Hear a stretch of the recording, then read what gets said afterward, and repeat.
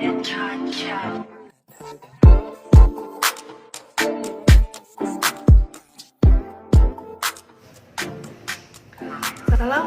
warahmatullahi wabarakatuh. Perkenalkan, saya Suci Rizky Nurul Aini, dosen Prodi D3 Analis Kesehatan Institut Kesehatan Raja Wali Bandung. Pada video kali ini kami akan menayangkan mengenai analisis kadar karbohidrat dalam sampel. Kompetensi dalam praktikum analisa kimia air makanan dan minuman salah satunya adalah mampu menganalisis analisa karbohidrat di dalam sampel makanan dan juga minuman. Kandungan karbohidrat di dalam makanan sangatlah banyak, diantaranya adalah ada dalam nasi, dalam kentang, tepung, dan juga seblak. Sedangkan untuk minuman juga sangat banyak. Pada minuman-minuman yang berasa manis tentunya mengandung karbohidrat. Contohnya adalah sirup, teh manis, dan juga susu. Prinsip pengerjaan untuk analisis yang dilakukan hari ini yaitu analisis fenol sulfat, yaitu metode ini disebut juga metode total sugar atau TS yang dipergunakan untuk menganalisis karbohidrat yang merupakan gula pereduksi. Adapun yang dapat terdeteksi adalah seluruh gula pereduksi yang ada di dalam gula sederhana, oligosakarida dan turunannya menggunakan reagen fenol dan asam sulfat pekat. Sampel dan standar karbohidrat yang direaksikan dengan fenol dan asam sulfat pekat akan menghasilkan larutan berwarna jingga kekuningan yang stabil dalam larutannya. Mudah-mudahan bermanfaat. Silakan menyaksikan video ini.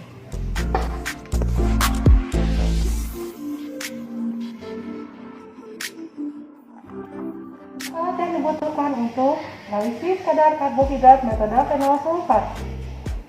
Alat-alat yang dibutuhkan meliputi: yang pertama adalah laba ukur 50 ml sebanyak 1 buah untuk membuat larutan stok karbohidrat.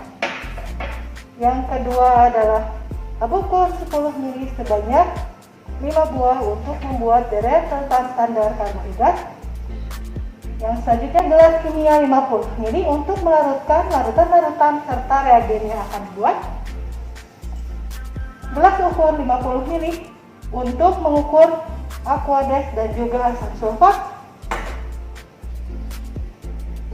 Spatula untuk menimbang dan memindahkan zat padat. Batang pengaduk untuk melarutkan. Dan pipet ukur serta bol pipetnya untuk mengukur memindahkan larutan. Dan yang paling penting dari analisis ini adalah alat spektrofotometer UV serta kuvet untuk wadah sampel yang akan dianalisis menggunakan alat spektrofotometer UV. Baik, adapun bahan-bahan yang dibutuhkan untuk praktikum analisis karbohidrat metode fenol sulfat, yang pertama adalah glukosa atau dextrose yang dibutuhkan untuk pembuatan deret larutan standar karbohidrat. Yang kedua adalah senyawa fenol. Senyawa fenol ini dibutuhkan untuk reagen fenol sulfat yang akan dilarutkan dengan H2SO4. H2SO4 yang dipakai adalah H2SO4 atau asam sulfat pekat.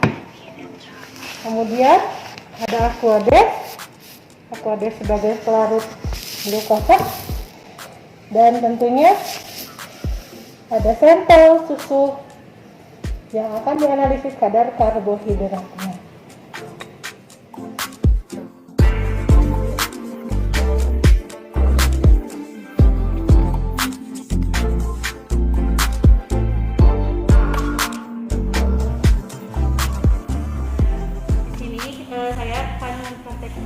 Pemeriksaan untuk kadar glukosa pada suatu makanan atau minuman. Untuk yang pertama, saya akan membuat kurva standar. Kurva standar dibuat dengan larutan glukosa standar dengan konsentrasi 0 ppm, 100 ppm, 200 ppm, 300 ppm, 400 ppm, dan 500 ppm. Untuk pertama-tama, pembuatan larutan standar ditimbang sebanyak 0,1 mg dextrose. Dimasukkan ke dalam gelas kimia. Lalu ditambahkan 100 ml Aquades.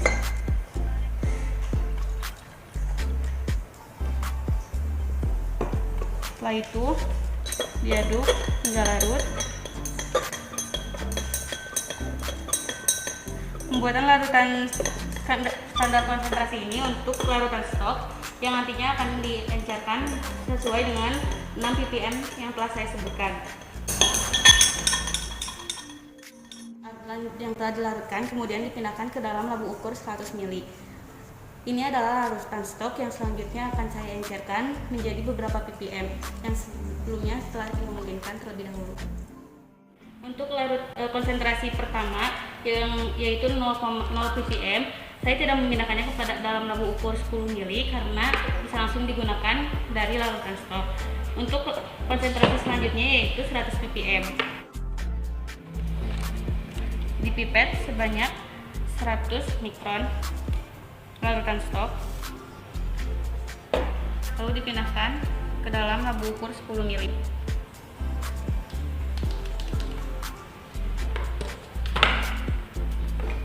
Setelah itu diencerkan menggunakan Aquades.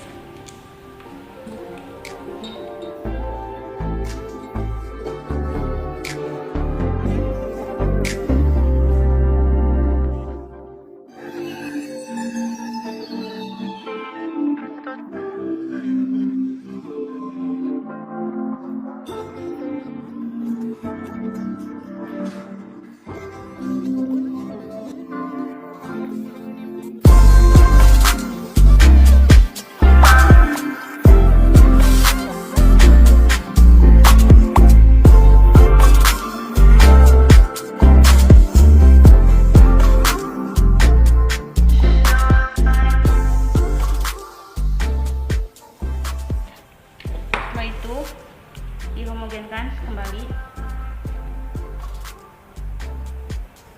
Ini adalah larutan pengenceran dengan 100 ppm.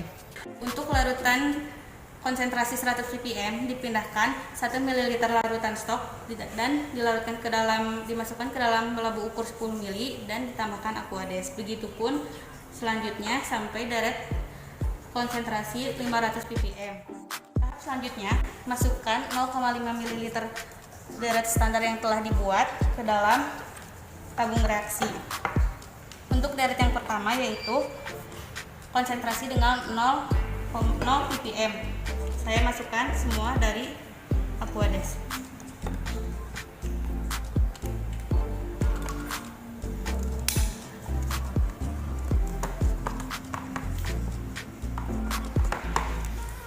Selanjutnya, konsentrasi 100 ppm. Saya masukkan ke dalam tabung kedua sebanyak 500 mikron.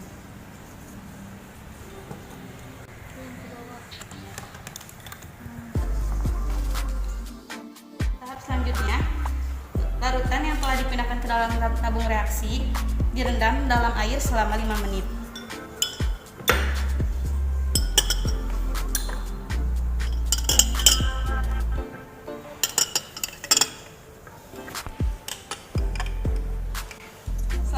Setelah direndam 5 menit dalam air, pindahkan kembali ke dalam rak tabung dan selanjutnya tambahkan 0,5 ml fenol 5%.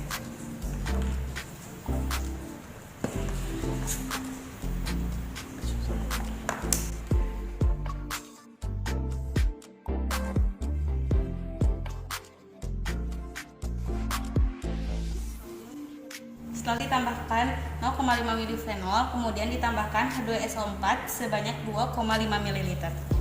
Masukkan 2,5 ml H2SO4 ke dalam masing-masing tabung.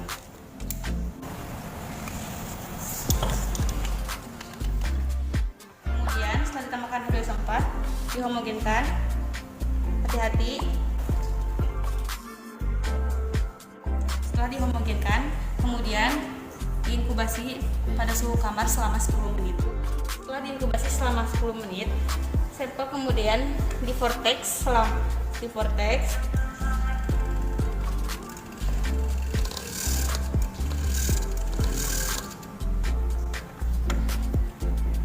Setelah di vortex, kemudian diinkubasi kembali selama 20 menit.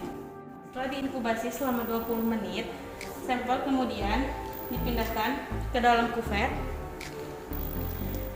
untuk selanjutnya diperiksa pada spektrofotometer pada panjang gelombang 490 nanometer. Baik, selanjutnya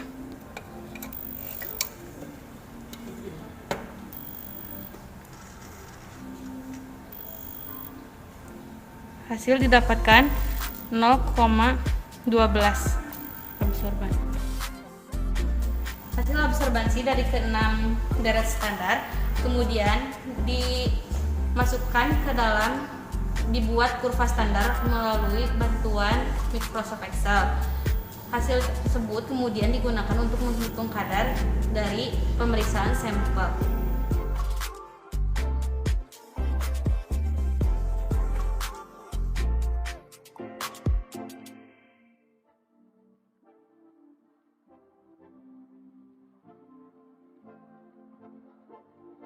Kali ini saya akan meneliti sampel berupa susu, yaitu susu ultra, yang akan saya cari kadar glukosa pada susu ini. Pipet sebanyak 1 ml susu, pindahkan ke dalam tabung yang lain.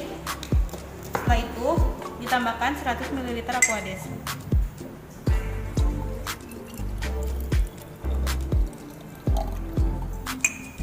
Setelah itu dihomogenkan.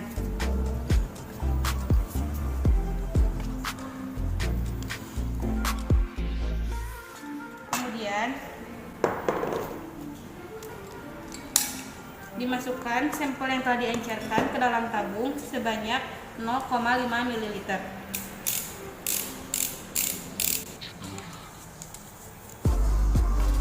Masukkan sampel yang telah diencerkan sebanyak 0,5 ml ke dalam tabung.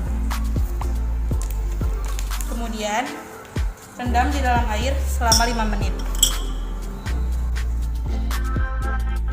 Setelah 5 menit, sampel kemudian ditambahkan larutan fenol 5% sebanyak 0,5 ml.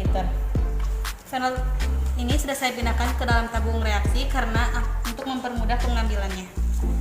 Dipipet sebanyak 0,5 ml, dimasukkan ke dalam sampel. Setelah itu ditambahkan kembali H2SO4 sebanyak 2,5 ml.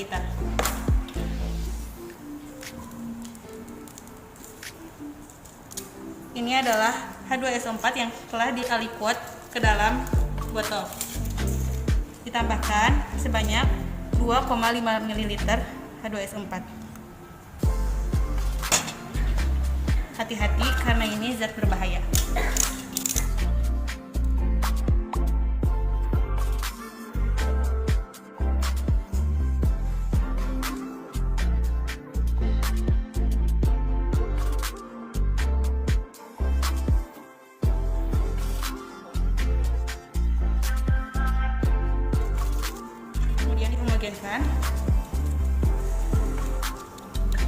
Dan diinkubasi kembali selama 10 menit. Setelah diinkubasi selama 10 menit, sampel kemudian di vortex. Setelah di vortex, sampel diinkubasi kembali selama 20 menit. Setelah diinkubasi selama 20 menit, sampel kemudian dipindahkan ke dalam pipet untuk selanjutnya diperiksa menggunakan spektrofotometer pada panjang gelombang 490. Sampel dimasukkan ke dalam spektrofotometer. Kemudian